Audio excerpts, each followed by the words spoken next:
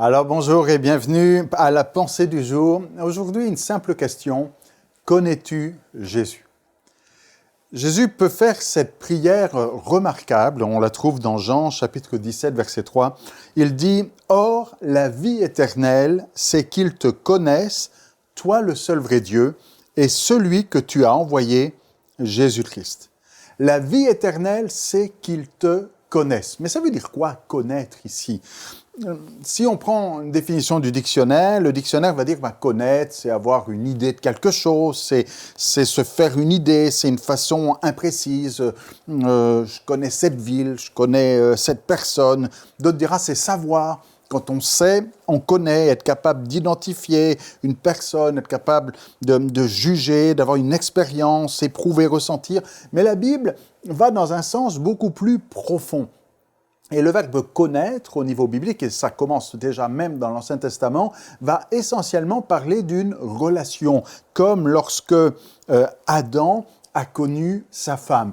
Et il y avait dans le Jardin d'Éden un arbre qui était l'arbre de la connaissance du bien et du mal. Donc on voit que la connaissance, le fait de connaître, est quelque chose qui est fondamental et qui est important.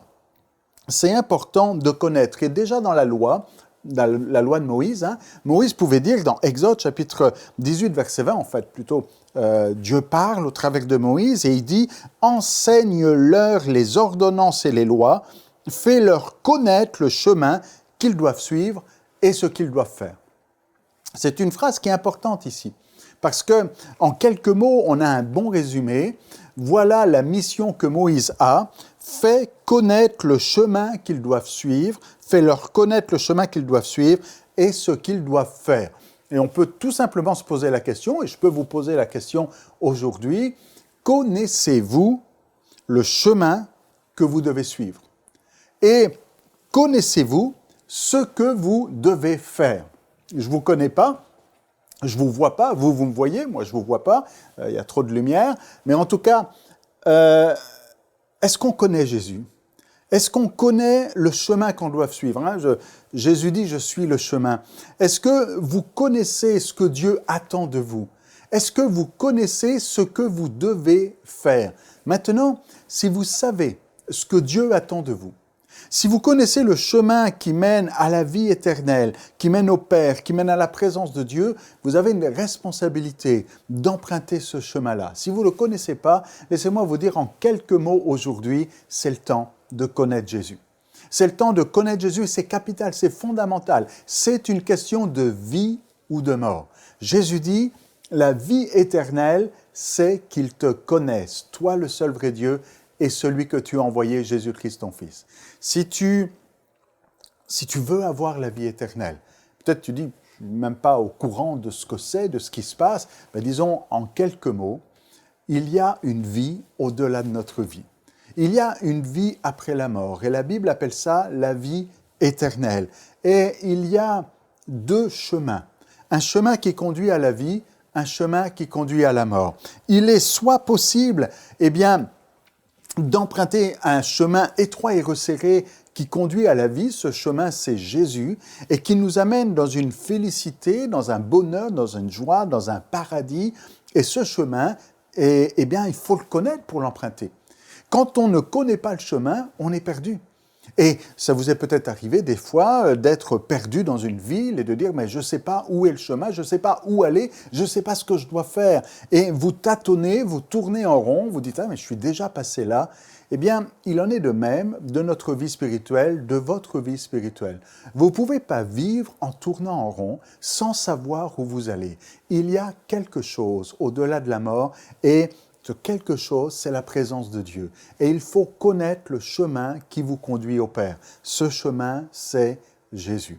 Savoir ce qu'il faut faire. Quelqu'un me dira, mais j'ai besoin d'une carte, j'ai besoin d'un plan, j'ai besoin d'un GPS, peut-être on dira aujourd'hui. Eh bien, cette carte, ce plan, ce GPS, c'est la Bible, c'est la parole.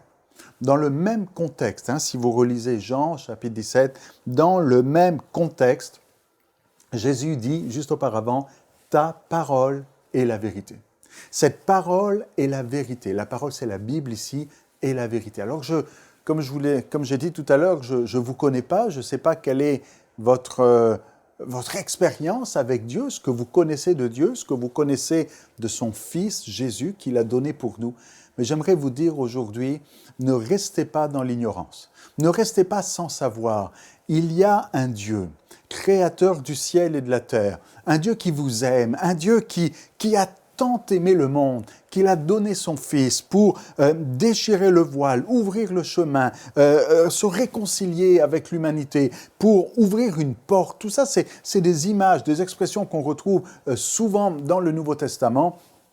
Et il est capital, il est fondamental aujourd'hui encore de connaître Jésus, de connaître Dieu et celui qui l'a envoyé, Jésus. Alors, quelqu'un dira, mais comment connaître? En lisant la Bible, évidemment.